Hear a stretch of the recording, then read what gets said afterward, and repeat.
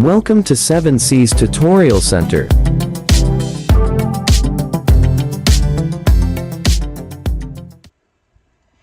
Magpadayon ta karon sa pagtuon sa Microsoft Excel sa activity number 2 nato. Ang buhaton lang nato diri, i-set na to ang margin, i-set na to ang page. Dayon ato nang identify ang asa dapita ang location sa cell nga atong gamiton.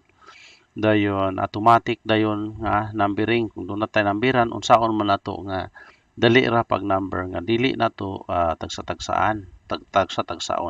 Karon mag-upgrade ta og Microsoft Excel. So, mao ni ang Microsoft Excel, blank workbook. Dayon parehara sa activity 1 atong buhaton, atong page layout. Short size lang, which is equal to 8.5 inches times 11 inches.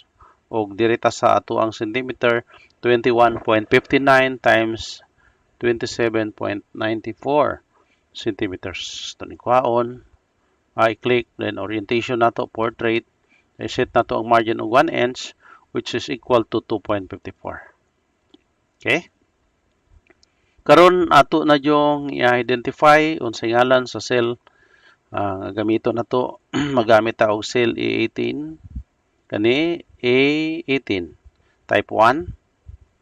Dayon ato na siyang enter, dayon type 2. Okay? Pagkahuman nanay 1, nanay 2, ato lang i-highlight A18 o A19. So, i-highlight lang nato na siya, pareha ana. Okay? Dayon para nga automatic ang number ani, dili na ta mag-type sa sunod nga numero, dili na ta mag-type sa 3, 4, 5, 6, 7. Ata man diri lang, no? Gikan diri broad ang iyang plus, ari lang sa corner sa bottom right corner. Dayon birada padulong dito sa ubos. Ayaw mong lapas sa broken line. Tama ra mo anang broken line. Nakita niyo ni nga broken line.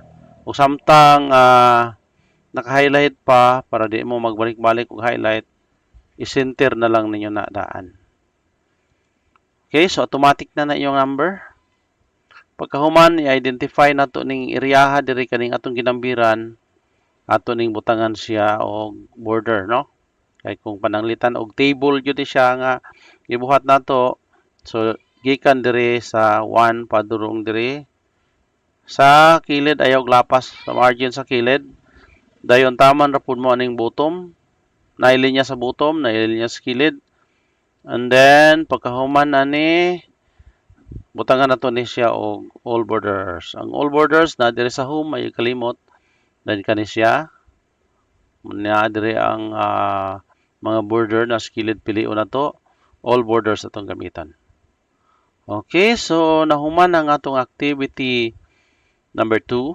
Nagsugod ta sa A18, i-type na to ang 1, sa A19, i-type na to ang 2, dayon gi-highlight na to ang 1 ug 2, dayon atong gibira padulong sa ubos, and then gi-highlight lang nato ni nga area diri.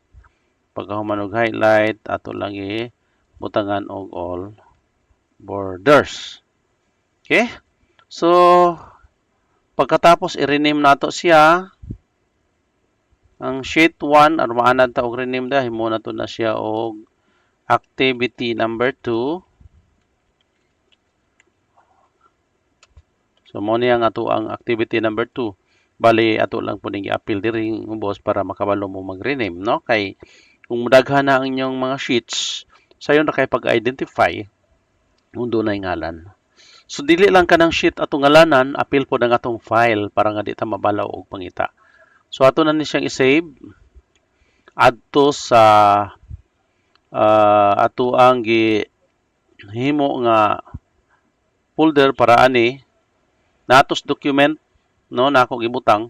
Pero kanang mga importante ninyo nga file, ayaw na ninyo ibutang sa document. Kung pananglitan, naamoy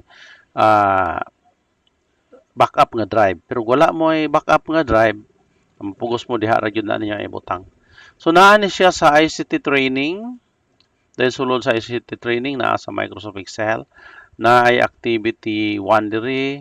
So karon ato ning i-save og activity 2. Kay mao man ay atong activity 2. So kinahanglan kaning inyong file name inyo gyud siyang sulatan aron nga dili mo mabalaw ug pangita sa inyohang mga activities. So i-save na dayon nato ning niya. Okay, tuwa na to dito. So mao to ang ato ang activity number 2 sa Microsoft Excel.